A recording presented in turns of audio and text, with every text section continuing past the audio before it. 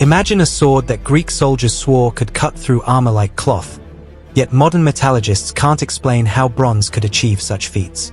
Picture a weapon so deadly that ancient texts describe it severing limbs with a single touch, yet no complete example survives today. These aren't fantasies from fantasy novels. These are descriptions from historical battle reports, carved into stone by eyewitnesses who watched empires rise and fall by the edge of these blades. But the world of ancient weaponry holds far more than rusted relics gathering dust in museum corners.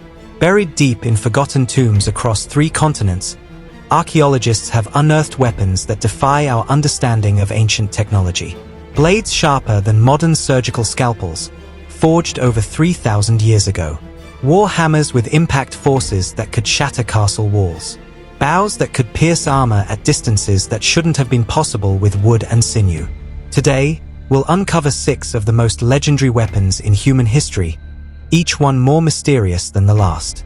And we begin with a blade that was supposedly forged by a god. But recent archaeological discoveries suggest something far more extraordinary was happening in ancient Japan. Weapon 1. The Kusanagi no Tsurugi, grass-cutting sword. In the year 668 AD, Japanese chronicles record something impossible. A sword, pulled from the tail of an 8-headed serpent by the storm god Susanoo, became one of Japan's 3 imperial regalia. For over 1,300 years, this weapon, the Kusanagi no Tsurugi, has been guarded in the Atsuta shrine, never photographed, never studied, its very existence questioned by skeptics worldwide. But here's where myth crashes into reality. In 1989, archaeologists excavating Kofun period burial mounds discovered something that sent shockwaves through the academic world. Iron swords, dated to the 4th century, with edges that remained sharp after 16 centuries in the ground. The metallurgy was wrong, too advanced, too precise for the technology that should have existed. These weren't crude iron bars beaten into shape. These were sophisticated weapons with carbon content variations that modern blacksmiths struggle to replicate. The technique? Something called oroshigane, a method of folding steel that the Japanese perfected but claimed to have learned from the gods. Each blade was folded between 12 and 16 times, creating thousands of microscopic layers. But the real secret wasn't the folding, it was the sand. Japanese iron sand contains trace amounts of molybdenum and vanadium, elements that naturally create steel harder than anything Europeans would produce until the Industrial Revolution. The ancient swordsmiths didn't understand the chemistry. They just knew that swords made from certain beeches could cut through Chinese armor while inferior blades shattered on impact. Now, the Kusanagi itself remains hidden. The Imperial Household Agency refuses all requests for scientific analysis. But in 2007, a Shinto priest who had seen the sword in 1961 broke his silence before dying. He described a blade unlike anything in the shrine's collection. Straight, not curved like later katanas, with a bluish tint suggesting a copper alloy mixed with the iron. Copper and iron. The exact combination described in the ancient myth, where Susanoo finds the blade inside a monster's tail. Serpents don't forge swords, of course, but ancient miners following copper-rich veins would have noticed the strange, blue-tinged ore. Could the myth be your encoded memory of discovering a rare natural steel alloy? The mystery deepens when you examine the sword's legendary power, the ability to cut grass and control wind. Absurd, right? Except there's a documented incident from 1185. During the Battle of Dan-no-Ura, the emperor's ship carrying the Kusanagi sank into the Kanmon Straits. Divers searched for months. The sword was never recovered. Yet in 1190, it reappeared in the Atsuta shrine. The official explanation? Divine intervention. The unofficial whisper among historians? There may be multiple Kusanagi swords, copies or sister blades, hidden throughout Japan's history. Each one forged using the same divine technique, each one capable of the legendary cutting power. And if there are multiple god swords hidden in Japanese shrines, that raises an unsettling question. What other legendary weapons are actually real, waiting in vaults and temples, their true nature obscured by myth? That brings us to a weapon that was absolutely real, and far more terrifying than any Japanese blade. Weapon 2, the Khopesh of Rameses II. In 1274 BC, at the Battle of Kadesh, Egyptian pharaoh Ramesses II faced the largest chariot army ever assembled, 2,500 Hittite war chariots bearing down on his position. Ancient texts claim he grabbed his Khopesh, a sickle-shaped sword, and personally cut his way through enemy lines. Artistic license? Surely. Propaganda carved into stone to make a desperate retreat look like a heroic stand. Except in 1996, a team examining Hittite skeletal remains from battlefield burials found something that corroborated the Egyptian claims. The bones showed cut marks unlike anything produced by straight-bladed weapons. Deep, hooking lacerations that curved around ribs and severed limbs at angles impossible with conventional swords. The Khopesh wasn't just ceremonial. It was a brutally effective killing tool designed to exploit a specific weakness in Bronze Age armor. Here's what made it revolutionary. Bronze Age shields and armor protected against downward chops and straight thrusts. Warriors trained their entire lives to block these predictable angles. But the Khopesh's sickle curve allowed Egyptian soldiers to hook around shields and strike unprotected areas. Necks, armpits, the backs of knees. The weapon didn't need to be sharp along its entire length. The outer curve did all the work, concentrating force into a small cutting edge with the mechanical advantage of a lever. But the real genius was in the metallurgy. When archaeologists analyzed intact Khopesh blades, rare because most were recycled for their valuable bronze, they discovered the edges were work-hardened through repeated hammering. This process, done correctly, makes bronze nearly as hard as low-carbon steel. The Egyptians had discovered this by accident, but they guarded the technique like a state secret. Swordsmiths who could properly harden a Khopesh edge were granted estates and protected by the pharaoh's personal guard. Ramesses II owned 7 Khopesh blades, according to inventory hieroglyphs from his tomb. 3 were ceremonial, gold-plated for appearances. But 4 were battle weapons, and one in particular was described as the arm of Amun-Ra, a blade supposedly blessed by the sun god to never break. In 1913, this specific Khopesh was discovered in a cache of weapons near Luxor. It's currently in the Cairo Museum, in a storage facility not open to the public. The blade's edge, after 3,300 years, can still cut paper. Tests conducted in the 1970s showed it had been folded, similar to later Damascus steel, with copper-rich and tin-rich bronze layers alternated to create a blade that was simultaneously flexible and held an edge. The inscription along the blade's spine? "I am the wind that separates the head from the body." DNA analysis of organic residue found in the blade's hilt revealed something archaeologists don't publicize: blood from at least 40 different individuals. This wasn't a ceremonial weapon. This was a tool used in massacre, wielded by a pharaoh who carved his legend one enemy at a time. But the Khopesh raises a question that haunts weapons historians. If the Egyptians could create bronze this advanced, why did iron weapons eventually replace them? The answer involves a catastrophe that nearly ended civilization, and a weapon that emerged from the ashes. Weapon 3. The Ulfberht Viking sword. Between 800 and 1000 AD, roughly 171 swords have been found across northern Europe bearing a strange inscription, plus VLFBA plus T. For centuries, historians assumed this was a maker's mark, a Viking blacksmith signature. But when metallurgists finally analyzed these blades in the 1960s, they discovered something that shouldn't exist. The swords were made from crucible steel, a material that requires blast furnace temperatures of 1,500 degrees Celsius and wouldn't be produced in Europe until the Industrial Revolution, nearly 800 years later. The carbon content was wrong. Too pure, too evenly distributed. These weren't bog iron swords hammered together by Viking blacksmiths. These were weapons whose metallurgy matched steel produced in medieval Afghanistan and India, thousands of miles from Scandinavia. The Vikings, somehow, had access to steel technology that wouldn't reach Europe through normal trade routes for centuries. But here's where it gets stranger. When archaeologists examined Viking trade routes, they found fragmentary Arabic texts describing sword traders from the far north, arriving in Volga, Bulgaria around 920 AD. These traders weren't buying swords, they were selling raw materials.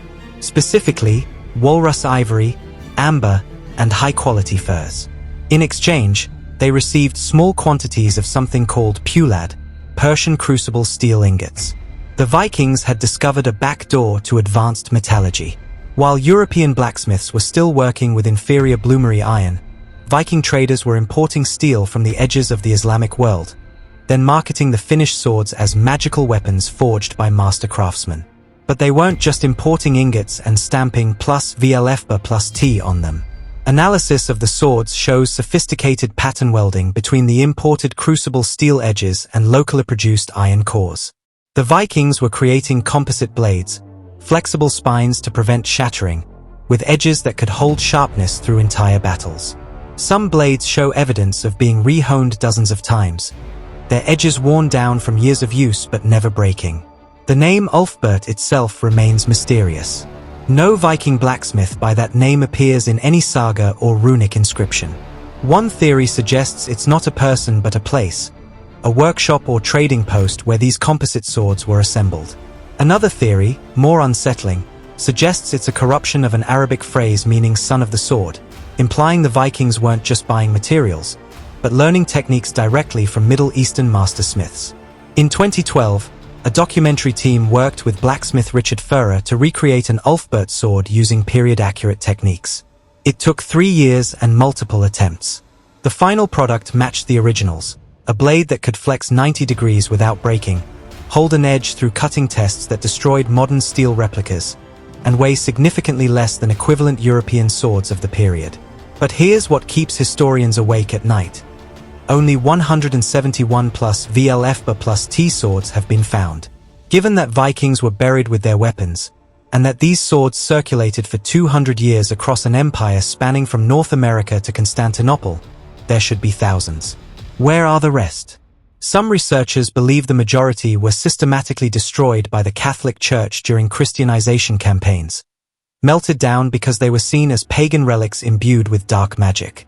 If true, we've lost thousands of examples of medieval supersteel, weapons that could have revolutionized our understanding of Iron Age technology.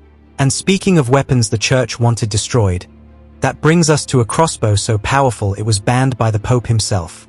Weapon 4, the siege crossbow of China. But before moving on, I would like to ask you for something. If you like these documentaries and want to support me, please consider subscribing, it's free. In 341 BC, Chinese military records describe a weapon called the Lian Nu, a repeating crossbow capable of firing 10 bolts in 15 seconds. For 2,000 years, Western historians dismissed this as exaggeration. Crossbows required tremendous force to reload. No human could cock and fire one that rapidly. The accounts had to be mythologized memories of volley fire, multiple archers shooting in sequence. Then, in 1986, archaeologists excavating a Han Dynasty tomb opened a sealed chamber and found 12 intact repeating crossbows, loaded, their mechanisms perfectly preserved in the dry tomb air. They worked exactly as the ancient texts described. The mechanism was brilliant in its simplicity. A rectangular magazine sat on top of the crossbow, holding up to 10 bolts. The archer moved a lever back and forth. One motion cocked the bow, dropped a bolt into place, and released the string. The next motion reloaded. An experienced operator could fire 10 shots in the time it took a European crossbowman to reload once. But the Han repeating crossbow was actually the lightweight version. The weapon that terrified China's enemies was the DANU, the siege crossbow. These monsters required 4 men to operate. They fired bolts 3 feet long and thick as a man's wrist, with enough force to penetrate 3 layers of armor at 300 yards. Ancient texts claim they could pin 2 soldiers together with a single shot. Archaeologists assumed this was exaggeration until they found the bolts themselves. The ammunition was designed with a square cross-section rather than round, specifically engineered to prevent tumbling in flight and maintain penetrating power. The tips weren't just sharpened, they were hardened through a process similar to case hardening, creating a steel hardpoint on an iron shaft. When these bolts hit stone walls, they didn't shatter. They embedded so deeply that defenders couldn't pull them out, leaving permanent iron fixtures in fortress walls. In 1974, farmers digging a well near Lebanon discovered the terracotta army, thousands of clay soldiers guarding Emperor Qin Shi Huang's tomb. But most people don't know that the same tomb complex contained an arsenal. When archaeologists carefully excavated the weapons chamber in the 1990s, they found over 40,000 bronze arrowheads, thousands of swords, and 45 crossbow mechanisms. The crossbows were corroded, but the bronze triggers were intact. Mechanical engineers analyzing them discovered the trigger mechanism required machining precision of 0.5 millimeters, accuracy not achieved in Europe until the 1700s. The Chinese had been mass-producing precision parts 2,000 years before the Industrial Revolution. But the most disturbing discovery was in the chemical composition of the bolts. Residue analysis showed traces of aconite, wolfsbane, one of the deadliest poisons known. The Chinese weren't just firing bolts. They were firing poison-tipped projectiles that would kill even if they only grazed a target. Ancient texts mention demon crossbows, whose victims would foam at the mouth and die in convulsions. Not demons, just advanced chemical warfare. When Marco Polo visited China in the 13th century, he witnessed siege crossbows in action during the Mongol conquest. He described them as weapons of Satan and brought detailed descriptions back to Europe. Within 50 years, European armies began developing their own siege crossbows. By 1139, the papacy had seen enough. Pope Innocent II issued a papal bull banning crossbows as hateful to God and unfit for Christians, too deadly to be used in warfare. The ban didn't stop anyone, of course, but it reveals how terrifying these weapons were to medieval minds. A peasant with a crossbow could kill a knight in full armor from 100 yards away. The entire feudal system, built on the military supremacy of armored cavalry, became obsolete overnight. Yet there's one weapon that made the crossbow look merciful. A weapon that burned so hot it couldn't be extinguished by water. Weapon 5, Greek fire. In 672 AD, an Arab fleet of 30,000 men besieged Constantinople, confident that the Byzantine Empire's capital would fall within weeks. The city's walls were strong, but walls can't stop a naval blockade. Starvation would do what siege towers couldn't. Then, on a calm June evening, Byzantine ships sailed out to meet the Arab fleet. The Arab commanders watched, amused. The Byzantine navy was outnumbered 5-1. This would be a massacre. What happened next is described in 7 different historical sources, all using nearly identical words. The sea itself caught fire. Byzantine ships unleashed a liquid weapon that ignited on contact with water, creating flames that spread across the ocean surface. The fire couldn't be extinguished. Pouring water on it made it burn hotter. It stuck to ships, to sails, to human flesh, burning underwater, burning in rain, burning with an unholy green flame that witnesses claimed smelled of sulfur and death. The Arab fleet was annihilated. Of 30,000 men, fewer than 5,000 escaped. The Byzantine Empire, which should have fallen that summer, survived for another 800 years, protected by a weapon so terrifying that Arab sailors refused to attack Constantinople by sea for generations. The weapon was Greek fire, and its formula is one of history's greatest lost secrets. We know it was invented by a Byzantine refugee named Callinicos, a Christian fleeing the Arab conquest of Syria.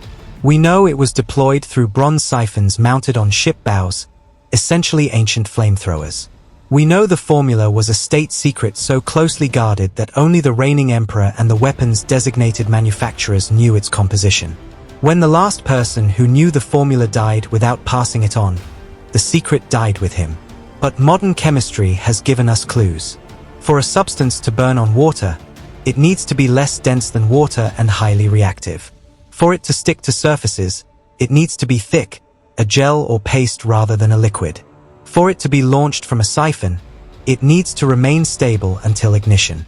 Modern analysts have proposed various combinations: quicklime and petroleum, sulfur and naphtha, saltpeter and pine resin. In 2002, a team at the University of Athens attempted to recreate Greek fire using Byzantine texts as guides. Their formula, crude oil, pine resin, quicklime, sulfur, and saltpeter, created a substance that matched historical descriptions. Green flames, burns on water, impossible to extinguish with conventional methods. But here's what they discovered that historical texts don't mention. Greek fire is unstable as hell. The mixture generates heat as it sits. If stored improperly, it self-ignites. The recreation team lost their first laboratory to an accidental fire caused by a storage container cracking and exposing the mixture to air. This means Byzantine ships carrying Greek fire were essentially sailing bombs. One stray arrow into the wrong ship section, one crack in a storage vessel during rough seas, and the entire crew would burn alive. This explains why Greek fire appears in historical accounts so rarely. It wasn't a weapon used regularly, it was a last resort terror weapon, deployed only when defeat was certain. The Byzantines were literally willing to risk their own ships catching fire to avoid losing battles. Ancient texts mention another terrifying detail: the fire that burns the soul. Modern historians assumed this was religious metaphor, but victims who survived Greek fire attacks, and there are medical reports from Arab physicians who treated them, described agonizing chemical burns that continued to damage tissue for days after the initial burning, suggesting the mixture contained caustic compounds that caused ongoing chemical reactions with human flesh. In 2006, marine archaeologists discovered a Byzantine shipwreck off the coast of Turkey, dated to around 800 AD. Among the wreckage were bronze siphons, the Greek fire launcher mechanisms, corroded but intact. More intriguingly, they found sealed ceramic vessels in the cargo hold. 3 had broken during the shipwreck, but 2 remained sealed. When analyzed, the residue inside matched the experimental Greek fire formula almost exactly, with one crucial addition: a phosphorus compound that would cause the mixture to spontaneously ignite when exposed to air. Greek fire wasn't just a flamethrower. It was a self-igniting chemical weapon that would combust the moment it hit open air, creating a fireball that spread across water and stuck to anything it touched. The Byzantines had created napalm 1,300 years before modern chemistry understood petroleum distillation. And this weapon remained a secret for so long that when Constantinople finally fell in 1453, the Ottoman Turks who conquered the city found empty workshops and burned recipe scrolls. The Byzantines had destroyed every trace of Greek fire rather than let it fall into enemy hands. But there's one more weapon that rivals even Greek fire's destructive power. A weapon whose very name became synonymous with unstoppable force. Weapon 6, the Urumi, flexible sword of India. In 1498, when Portuguese explorer Vasco da Gama landed in Kerala, India, his soldiers wore the finest European armor: steel plate, chainmail, hardened leather. They carried straight swords forged in Toledo, Spain, renowned as the best blades in Europe. They were, by any measure, the best equipped fighting force in the world. Then they met the Kalarapayata warriors. These fighters carried weapons the Portuguese had never seen: long, flexible blades that coiled around the waist like a belt. When drawn, the blades whipped through the air like metal ribbons, moving in patterns that defied every European sword-fighting technique. A Portuguese soldier's instinct was to block with his sword. The flexible blade would wrap around the block, coil past the guard, and slice across exposed flesh in a motion too fast to follow. This was the Urumi, possibly the most difficult weapon to master in human history, and certainly the most dangerous to its own wielder. The blade, anywhere from 4 to 12 feet long, was sharpened along its entire edge. The steel was specifically tempered to be flexible enough to coil but rigid enough to cut. A properly made Urumi could wrap around a tree trunk 3 times and still maintain its edge. But the real danger wasn't to the enemy, it was to the user. Training to use an Urumi took years and began with a wooden practice version. Students would work for months just learning to keep the blade in motion without injuring themselves. One mistake, one moment where the wielder lost track of where the blade's edge was, meant severe lacerations. Experienced Urumi fighters bore scars across their backs, arms, and legs from training accidents. But once mastered, the weapon was nearly unstoppable. Unlike a rigid sword that telegraphs its trajectory, an Urumi's blade could change direction mid-swing. A warrior could attack high, then flex their wrist and redirect the blade low, all in a single motion. The weapon ignored shields, the flexible blade would wrap around them.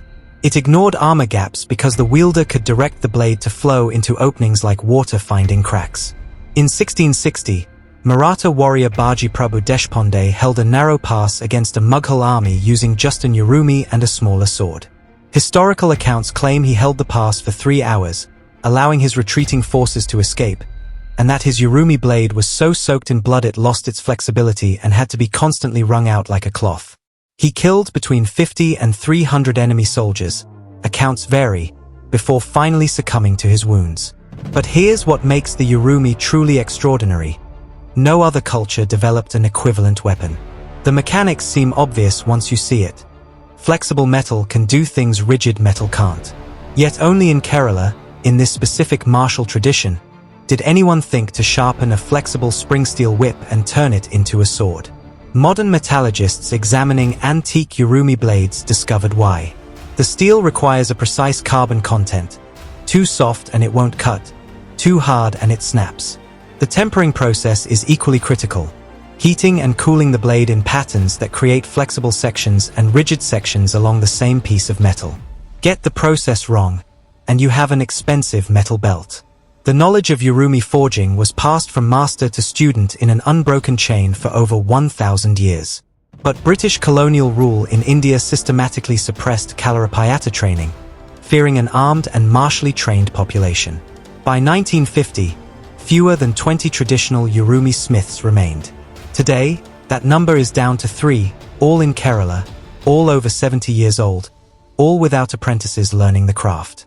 In 2015, one of these smiths, Master Meenakshi Amma, who began training at age 7 and continued teaching at age 88, was interviewed about the Urumi. She said something that haunts weapons historians: the Urumi is not a weapon. It is a meditation. If your mind wanders for even a heartbeat, the blade knows, and it will cut you. It teaches you to be present or die. She demonstrated by drawing her Urumi, a blade nearly 10 feet long, and beginning a kata, a choreographed movement sequence.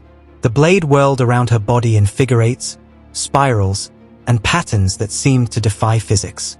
At one point, the blade wrapped 3 times around her torso, then unwrapped in a single fluid motion to strike a hanging coconut, splitting it cleanly. She was 88 years old. The Urumi represents something unique in weapons history, a tool so dangerous that mastering it requires achieving an almost meditative state of perfection. Swordsmen talk about becoming one with the blade. With an Urumi, that's not philosophy, it's survival. The weapon doesn't forgive mistakes. And that might be why it remained isolated to one region of India. Most weapons spread through conquest and trade.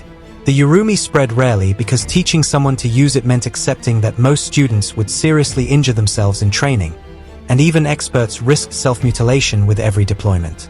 In a very real sense, the Urumi was too dangerous to become popular. From Japanese god swords that might contain metallurgical secrets lost to time, to Egyptian sickle blades that carved empires, to Viking supersteel imported from the edges of the known world, these weapons are more than metal and legend. They are proof that ancient civilizations achieved technological sophistication we're only beginning to understand. The Kusanagi remains hidden, its true composition unknown. Greek fire's complete formula died with the Byzantine Empire. The Urumi's forging technique may disappear within a generation. Some mysteries, it seems, are destined to remain mysteries, protected by secrecy, lost to time, or simply too dangerous to resurrect. If you enjoyed uncovering these ancient secrets, subscribe so you don't miss the next journey into history's hidden arsenal.